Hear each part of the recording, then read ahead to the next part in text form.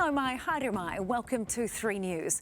The Reserve Bank has delivered some pre-Christmas cheer for borrowers, dropping the official cash rate another 25 basis points down to 2.25%.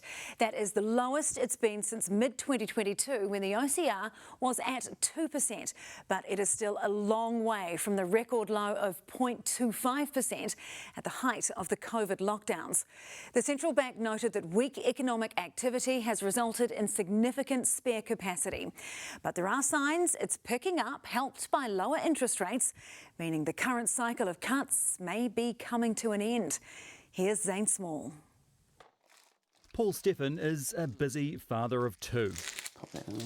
And just like for most families, the rising cost of living has put pressure on the household budget. Our financials have been a bit slim, like we have had to keep tabs on it, make sure that we don't overspend. Every dollar counts, so he's currently on a floating interest rate of 5.39%, waiting to see how low fixed-term lending rates will get before refixing the mortgage on his family home in Auckland. Our mortgage broker advised us that it most likely will drop further in interest rates, so we're waiting for that moment to lock in our term. It was the advice of his mortgage broker, Hamish Patel, who before today's announcement was almost certain the official lending rate would drop. So we will diary to let the banks compete a little bit, usually takes a week or so.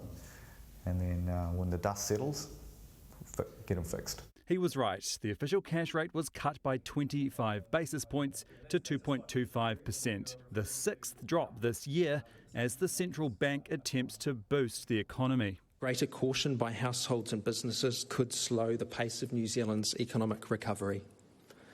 Alternatively, the recovery could be faster and stronger than expected if domestic demand proves more responsive to lower interest rates. The sluggish economy is reflected in the flat housing market.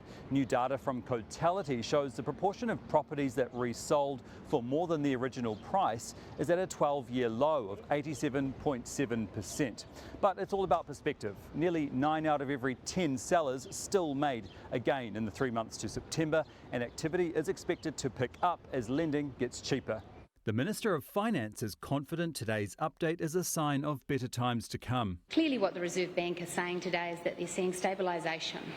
They're not forecasting that significant additional reductions in the interest rate will be required.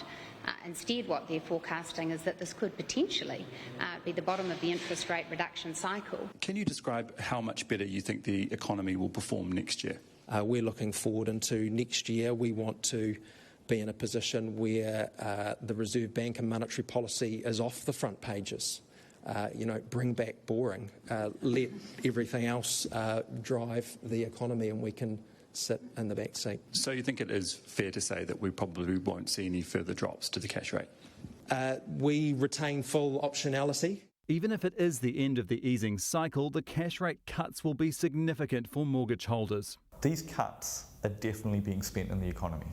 So I think it's going to have of course it's going to have a serious effect in a good way for the economy. I'm sure the government will be happy to hear that. Timing, they're lucky with the timing. Every dollar helps to fund the future for our kids. And so his family could be looking through the window to a more prosperous year ahead. Kia ora, Zane. So a significant end-of-year update there. What's the wider reaction been like? Well, it seems that Hamish Patel, the broker in my story, was right. Banks have responded immediately to the official cash rate update, with some of the big hitters such as ASB and ANZ announcing cuts to some lending rates. But it is the cooperative bank that claims to have the market-leading rate. Its floating home loan interest rate of 4.99%. So it looks like competition is heating up within the banks. In terms of the political reaction, Labour has come out saying that the Reserve Bank is basically saving the day for the government here and doing all the heavy lifting for the economy. But of course, the government would argue that its actions, such as cutting back on its spending, has helped the Reserve Bank get here. Indeed. And it was also Christian Hawkesby's final press conference as interim Reserve Bank Governor today. Yeah, that's right. His final press conference, because from next year, the new Reserve Bank Governor, Anna Bremen, will step in. So she's from Sweden, and she will be the first woman to take on that role. The next official cash rate update isn't until February next year. Okay, Zane, thanks so much.